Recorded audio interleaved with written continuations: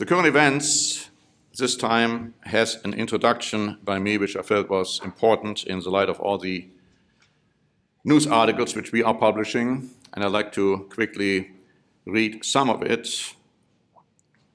We say we must not become disillusioned when reading those reports, but we should instead remind ourselves that, in a sense, this bad news is good news, because we know that these things must occur so that Jesus Christ can come back to usher in the wonderful world tomorrow. Let me put it in a different way. If these things wouldn't occur, Christ wouldn't come back. And so, of course, we are praying, your kingdom come, and we all pray that it comes sooner than later. We also point out that Satan's wrath is great, but it's foremost directed against God's true church and true Christians, because he knows that his time is short. We must all be very well aware of Satan's evil techniques, and we must not fall prey to his deceitful devices and his temptations, including feelings of frustration and the wish to give up. Instead, we should seek God even more and pray for his strength and unsurpassable power, lifting up our heads as we know that Christ's return is near, much nearer than many might think. And then, briefly summarizing the current events, we point out that we are beginning with a new serious challenge for Europe and Germany, as Turkey has opened its borders for Syrian immigrants to migrate to Europe. We also speak on an absolutely futile peace treaty, quote unquote, between the United States and the Taliban in Afghanistan, complete utter joke. We address Netanyahu's victorious election results in Israel, but, I'm talking about the but in a moment. We talk about the lack of a workable relationship between Jordan and Israel, and the stunning comment, and if you have not read the update, then I would encourage you to do that because I cannot go into everything. The stunning comment that the third temple could have been built already in 1967. Now it's going to be built soon. But obviously God held something back. 1967 was not the time yet for the third temple, but the time has come now. We also talk about Putin's attempt to legalize marriage as only between a man and a woman, and to enact a ban on same-sex marriage, and at the same time, America's fascination with the LGBTQ community. We address Germany's new mandatory vaccination laws, and we discuss the dubious role which the two Catholic popes played during the Nazi era. And of course, we have a standing watch program out discussing that further. Now, when it comes to this new invasion of refugees threatening Europe, having to do with the fact that Turkey has said, okay, we are not going to stop anyone coming from Syria to enter Europe. Found an interesting article this morning by Bild Online, mass tabloid in Germany, but they have the finger on the pulse of how Germans feel. And they wrote, the German government has proven one more time they have not an inkling of a plan as to how to deal with that situation. Germany doesn't even think in terms of stopping mass murderer Assad, who is militarily just slaughtering and killing his people. It says our government completely rejects the idea to take Putin to pass with new sanctions while he is murdering, killing thousands upon thousands of Syrians and causes millions of them to flee. And then they say this migration crisis is the biggest challenge for Europe and Germany right now. Biggest challenge. Much bigger than even the quote-unquote coronavirus. And they say, and our government under Angela Merkel is completely failing, completely unable to do the task. So again, which tells me that the Germans are looking for an alternative. And they're going to get that alternative pretty soon. The coronavirus I'm going to talk about in a moment. I'm going to jump over these articles, which we have published in the update right now, and like to just briefly talk about some more things which we are addressing in the current events. And one has to do with Mr. Netanyahu. He has won, but he doesn't have the majority. So he cannot rule alone. He has to have a coalition with other parties, and the big question is, can he have such a coalition? He said he will only have coalitions with the nationalistic right-wing parties, but he would still lack 3 votes for that. And so we'll have to see how that goes. They're already talking about another election. Coming up would be the 4th one. So again, it's kind of a stalemate already again. Now I want to briefly talk about one article about Germany. Germany's mandatory measles vaccinations. Now, of course, we have these kind of things here in the United States as well. But this is now talking about Germany, and it says that a law requiring mandatory measles vaccinations came into force on Sunday in Germany. The law, which has passed last year, stipulates that kindergartens and schools can only accept new children if they have been vaccinated. Under the new law, kids must be verifiably inoculated against measles. If the child's immunization is not documented, schools will be required to notify the local public health office. For children already enrolled in schools, proof of vaccination will have to be presented by July 2021, while parents who refuse to vaccinate their children will face fines of up to 2,500 euros for the first violation, I should add. Now, our comment.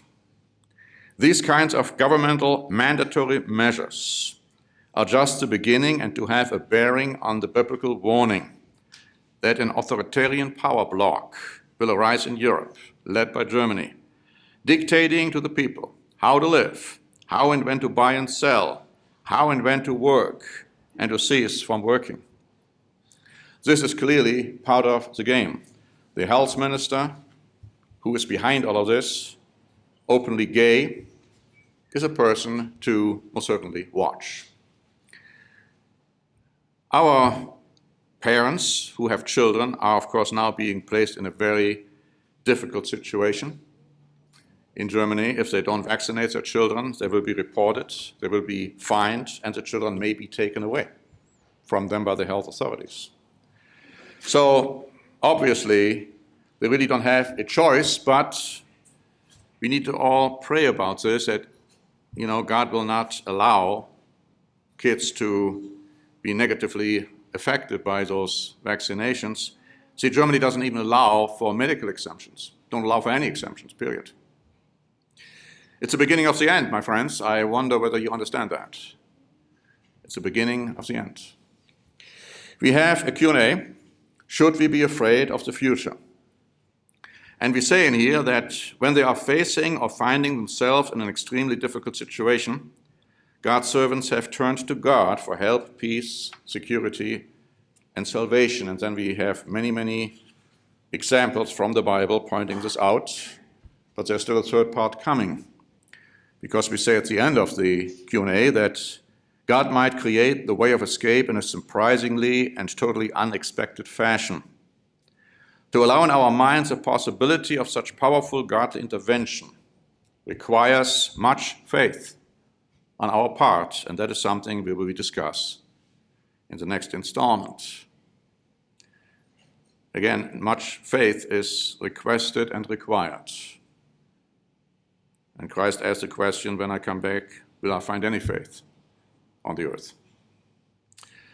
The work section talks about the fact that we had a tech meeting on Sunday, March 1, and new website themes were discussed. We have a new standing watch program out there titled The Collaboration of Two Popes with Nazi Germany and Fascist Italy. I'm going to give you a brief summary. Will the world learn more now about the most debatable periods of the Vatican's recent history? The controversial conduct of Pope Pius XI and Pope Pius XII prior to and during World War II, and the collaboration of the Roman Catholic Church with Hitler's Nazi Germany and Mussolini's fascist Italy. Could such massive collaboration happen again in our times? Is a question we are asking. Of course, we should all know the answer. It's going to be the last revival of the ancient Roman Empire, the last revival of the Holy Roman Empire, collaboration between church and state. When we see that, the Great Tribulation will start. We also posted the German sermon for the Sabbath. The English title would be God's Letters to His Church, Part 1. In that sermon, I was only able to cover the first 2 letters, so there's probably going to be a Part 2 and a Part 3 coming until I have all the 7 letters covered, which are, of course, written in the book of Revelation. But I point out things which are really relevant for us today. It's not just what happened way back then, but it's interesting how these things apply to us, sometimes in surprising ways. The sermonette by Johann Schell, Dein Wille geschehe, Your Will Be Done, was posted. The sermonette by Kaylin Mitchell from last week, Chaos and Order, was posted. And then the sermon given by me last week, The Falling Away Has Begun, was posted as well. Now, at the very end, we have 2 more announcements that on my printed version are rather small. I don't know why they're such much a small type, but anyway, they're important. One is that initial information about the 2020 feast sites, US and Germany, is posted on our website along with contact information. And the 2020 church conference will be conducted in Escondido, California. And arrival will be Wednesday, March 25, and departure is scheduled for Monday, March 30. Got to talk about that in a moment, though. Now, for the reviewers, please recall the fact that the Ten Commandment booklet review is due this Monday. So if you haven't sent me your comments yet, now would be a good time to do it, because I like to get the booklet finalized this week so that we can get it to Shelley, and she will then finalize it in the sense that she can put the cover on. I mean, not that she is going to finalize it, but I mean, we are going to have the text finalized so she can finalize it, and hopefully we can get it printed in time for the Days of Unleavened Bread. That would be great. Now, coronavirus seems to be on everybody's mind, and it is most certainly a challenge.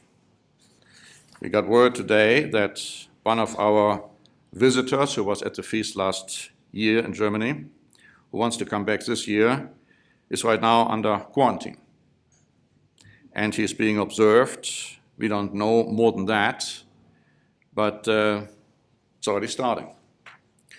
I got this interesting memo from Paul Niehoff, and by the way, if you don't see this, I have a nice tie on with some Australian kangaroos on it. So anyway, I want to read to you what he wrote. Locally, supermarkets are being stripped bare of toilet paper and pasta, as well as other non-perishables. The paper manufacturers are working shifts around the clock to provide more toilet paper. I note that this is not limited to Australia, as in Deutsche Welle, the term Hamsterkauf was used with buying up pasta and toilet paper, among other things. I mean, it's amazing, right? But people, how crazy they can get buying all that toilet paper. But Mike Adams, the health ranger, stated the following in Natural News, and he talked about the spread of the coronavirus in the United States. He says, if it continues spreading at the current rate, without any dramatic governmental intervention, around, are you ready for this? 2 million US citizens could die by July the 4th. They say this is not just the only one who is saying this, because the Johns Hopkins study, and these are mind-boggling figures, show that 65 million will die within 18 months. And then in the UK, Neil Ferguson, a professor at the School of Public Health, expert on infectious diseases, claims that the coronavirus might claim 400,000 casualties in the UK. Now, I'm not bringing this up in order to scare blank out of you. That's not the reason why I'm saying these things. I am saying these things to just show you the seriousness of the situation. I mean, it's not something which we should belittle. Definitely there's lots of hysteria going on, of panic going on, of ridiculous reactions going on. But this clouds the issue somewhat too. I mean, that people behave crazily, that they are buying these masks, which don't help you at all when it comes to the prevention of the virus. That doesn't mean that the virus doesn't pose a threat. And so the question we have to ask ourselves is, how do we react to it? I got a memo from one other church organization, and they have decided that they are going to have a conference this month, but with certain provisos. They said those who are at high risk, they shouldn't come when it comes to the part of the world where there's high risk. Those who have underlying health issues should consider not to come. It says no one should travel to the United States if they are feeling ill. I have been around people who are ill. Their church administration is not requiring anyone to travel in these times if they would rather not. But then they even talk about the Feast of Tabernacles. It says here that one should carefully consider what to do about the feast. It says we cannot predict what conditions will be like 7 or 8 months from now for the Feast of Tabernacles. We will keep the feast, but we may need to cancel or limit travel to some sites. Governments at any time may ban group gatherings where they deem necessary. Therefore, please do not make reservations, they are saying, or final travel plans until we see how this is going to shake out. You even may want to consider attending your locally assigned sites this year rather than traveling halfway around the world by air. Now, I'm bringing this up just to tell you to consider everything. I'm not telling you what to do. You need to know what to do. But to consider carefully, look at the different elements and make a wise decision. Maybe the wise decision for you is not to make any travel plans yet. Maybe the wise decision is to make travel plans yet. It's up to you. But I'm just bringing this up in order to consider carefully. Now, at this point, the conference is still a go, unless the airlines cancel the planes, whatever you want to call it. They might. When it comes to my son and me, we are supposed to fly to Germany with Lufthansa. We may or may not go, because Lufthansa may cancel the flights. I will tell you what I mean by that in a moment. First of all, we have in our update several articles that major companies cancel conferences in the United States. And then Google is listed, Facebook is listed, Amazon is listed, and they have advised their employees to put off any non-essential travel, whatever that means, in the United States. When it comes to overseas, first the German press reported that Lufthansa will cancel more than 7,000 flights in March, and this would include at least 3,700 flights from and to the Frankfurt airport. And a day later they said, no, they are going to cancel half of all the flights, domestic and international, half of all the flights. And the interesting thing is this: if you have already booked a flight and you were to cancel it, you get nothing.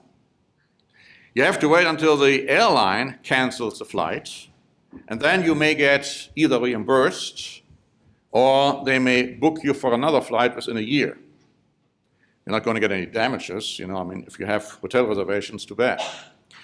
But that's how serious that is, and it looks like it's getting worse. Italy announced that until mid-March, all schools and universities will be closed.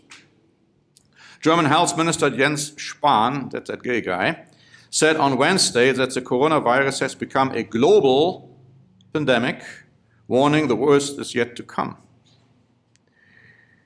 The West German government, or the German government, I should say, we have only one German government now, the German government already has adjusted the national travel adversary to warn of an elevated quarantine risk associated with cruises. Now, if you want to go on a cruise, that would be a good time to get the tickets. But you may end up in quarantine for I don't know how many days. And if you've seen those pictures, those poor people on those cruises, they can't even leave their little cabin. I mean, horrible, horrible situations they are facing. Now, my wife and I had been thinking of going to Israel already last year. That didn't work out because the guy, or maybe it was 2 years ago, because the guy who wanted to go with us and later left the church, I'm sure glad we didn't make any reservations with him. And then we were thinking actually of perhaps going to Israel this year if things would work out. Sure glad we didn't make any reservations. Listen to this one. Israel on Wednesday imposed tough new travel restrictions on 5 European nations due to fears of coronavirus, barring entry to almost all non-residents of the Jewish states arriving from these affected countries, which are France, Germany, Spain, Austria, and Switzerland. It says Israel had earlier in the day ordered all citizens from those countries and residents into a 14-day home quarantine upon entering the country. The measures come on top of restrictions previously imposed on arrivals from mainland China, Hong Kong, Thailand, Singapore, Macau, South Korea, Japan, and Italy. But as of Friday, no one is allowed to enter Israel anymore unless he is an Israeli citizen or permanent resident. No one. You're planning to go to Israel? Forget it. You got to wait until this gets sorted out, but the way things are going, it's not going to be sorted out for a long time. What about the financial situation? Can this get the world into a complete global recession, depression, worse? It sure can. We pointed out that last week, the Dow Jones Industrial Average saw a drop of 3,500 points, which they say is the worst since the 2008 financial crisis. And then it went up and down. It gained a little bit on Monday, fell again on Tuesday, gained a little bit on Wednesday, fell again on Thursday, fell again on Friday. And we say in here that our shaky economy, because that's what it is built on hopes and dreams, which seem to change by the day. And of course, there's one expert who feels that it's going to be so bad that we are absolutely entering a financial fiasco. And that might very well be happening. Now, I'm getting these memos from people asking me, well, how do I look at this coronavirus? Do I look at that as part of the fourth horseman of the apocalypse? And the answer is absolutely I do. There's no question about it. However, worse things are going to happen. The Week wrote on February 29. Again, am I saying this in order to make you all afraid? No. I'm saying this so that you understand the signs of the time. Not to be afraid of the future, but to absolutely turn to God for his help. Because that's the only help we can get. They're talking about this coronavirus, by the way, that they're working on a vaccine within a year, perhaps. And in the meantime, I was just watching an interview with a doctor this morning.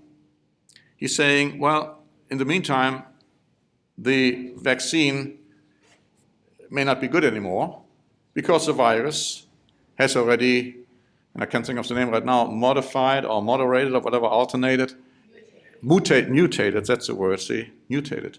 So whatever vaccine they are working on right now may be completely, totally ineffective, but it's only available in a year at the earliest. By that time, if these prognostications are true, what we read earlier, we're talking about millions upon millions of people having already died. But now, the Week wrote that picture a new viral disease, like the coronavirus, that passes easily from person to person and spreads rapidly around the globe. But unlike the coronavirus, which kills perhaps 2 or 3% of its victims, this virus kills 20% of those infected, or 40%. It might sound like a disaster movie premise, but viral disease experts are in wide agreement that such a pandemic is coming and that it will inflict unimaginable devastation. The only question is when it will hit. And then he asks the question, are we prepared for such a major pandemic? The answer, not at all. Not at all. Nobody's prepared for it. They point out whatever has struck the earth before. In the 14th century, the outbreak of the plague called the Black Death, driven by fleas that live on rats but can bite humans, claimed over 75 million lives. But the worst one so far, with the greatest number of casualties in history, was the Spanish flu of 1918. It infected some 500 million people worldwide, a third of the population, and it killed as many as 100 million. Now, the figures we've read earlier are not that far off from these terrible pandemics. You think really that a vaccine will help you?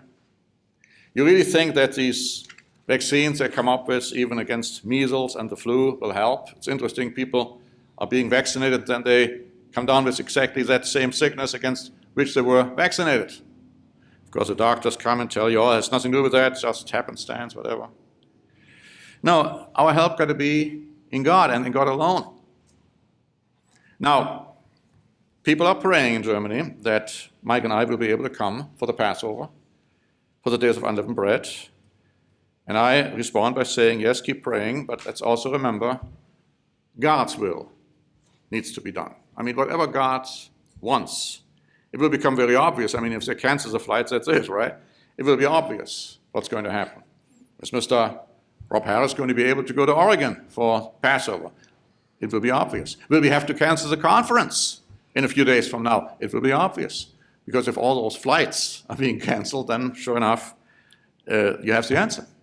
So these are the things we have to keep in mind. Let's keep everything in perspective, and let's make sure that we understand that it is God's will which must be done. Paul tried several times to go to Rome, and Satan hindered him, he says. He tried several times to go to other places in the book of Acts, and it was the Spirit of Christ hindering him. Now, we don't know what his plans were. Was it just because he wanted to visit the brethren? Was it more involved? He said at one time, if by all means I can be at Jerusalem at the time of Pentecost. Now, we don't know whether he made it or not. That's what he wanted to do. So let's keep this in mind, and let's keep in mind the fact that God is in charge. And we need to be aware of this. We need to be aware of the fact that no matter what happens, God is in charge. And God allowed these things for a reason. Mr. Armstrong died. Let me make this point. People didn't believe he would die. The very last day, when I came into the office in the morning, we still were hoping and praying that he wouldn't die. We knew he was very sick, but we thought and hoped and prayed that God would make and work a miracle. Well, he didn't. Mr. Armstrong died. Subsequently, we wondered why did this have to happen, until that falling away took place. It wasn't the last one. Another one is coming. But this falling away manifested something. Who was on the right side and who was on the wrong side? And so many turned out to be on the wrong side. God brought this about because these decisions had to be made, and they had to be made manifest. Who's to say that something different might not be happening now? So again, it's all up to God, and it's all up to what He wants to be done. Before I conclude, because I read some letters last time from people writing in, and I got word that, oh, they really enjoyed that and to hear this, so I want to give you one more before I sit down. And this was from somebody who is in a certain country saying this: I watched your video on the Third Temple. Very educating and really exciting to know we are witnessing the fulfillment of all these prophecies. Now the question I have for all of us, do we feel the same way? Is it exciting? Is it really tremendously educating for us to see that prophecy is being fulfilled right now as we stand here, as we speak, as we sit here? Or have we gotten so used to it that we don't even seem to understand the relevance of what's happening? This person goes on to say, thanks for the great work you are doing, and may God bless you and prosper your work mightily in Jesus' name. And then an interesting statement, God save and bless Israel. Well, he will, in time. Not right now, but in time. When his time is there, when Christ returns. Because then he will bless all of mankind. But so, are we, I should say, in the time of the four apocalyptic writers, of the horsemen of the apocalypse? Absolutely, I have no doubt about it. 1 iota. Absolutely we are. Which means, what is the next major event? The Great Tribulation. Which means, a powerful leader in Germany or Austria has to arrive. A collaboration will take place between the United States of Europe under 10 nations, groups of nations, and the Catholic Church. The mark of the beast will be imposed drastically. World War III will begin in the Middle East and then spread from there. That is, my friends, that is, brethren, what we are looking at. But at the same time, God gives us hope, God gives us absolute security and surety, and he says, I will protect you. I will help you. You don't have to be afraid of what's going to happen. As long as you stick towards me, and as long as you don't give up. Now, people in Germany have given up. Quite amazing how many have given up, if I go back for the last 10 years. Others will still give up. It must not be us. And that's what I want to say today. It must not be us. Let's be strong, and let's continue the fight.